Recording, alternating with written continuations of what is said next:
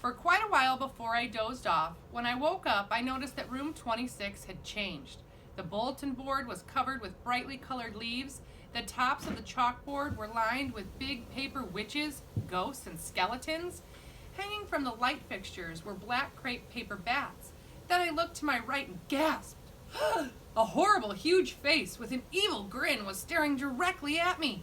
I jumped back. My heart was pounding. "Hey, Humphrey, don't you like old Pumpkinhead?" AJ whispered to me from his seat nearby. "Look, Humphrey's scared of a little old jack-o'-lantern," Garth said. "Scaredy cat, scaredy hamster." I stood up straight and looked unscared as I possibly could. "Quiet, Garth and AJ," said Miss Brisbane. Then she quickly returned to the math problem she was writing on the board. Suddenly I noticed a little movement in the center of the room, a murmur, a change. I looked over, and yes, Saya had her hand up. Everyone noticed it, except Mrs. Brisbane, who had her back to the rest of us.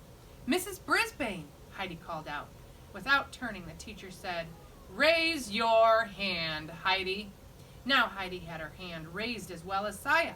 "Well, what is it?" Mrs. Brisbane turned to face the class and was obviously surprised at what she saw. "Yes, Saya," she said. In a loud, clear voice, Saya said, "May I move the pumpkin away from Humphrey's cage?" Mrs. Brisbane looked from Saya to the cage and back. "Yes, I guess it's a little close. Thank you, Saya." Saya rose and hurried to my table to push the ugly old jack-o'-lantern away.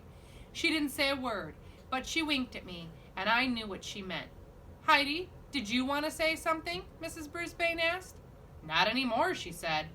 Everything went back to normal until the bell rang for recess. As my classmates all scattered and ran toward the door, Garth paused by my cage. "Scaredy cat," he muttered.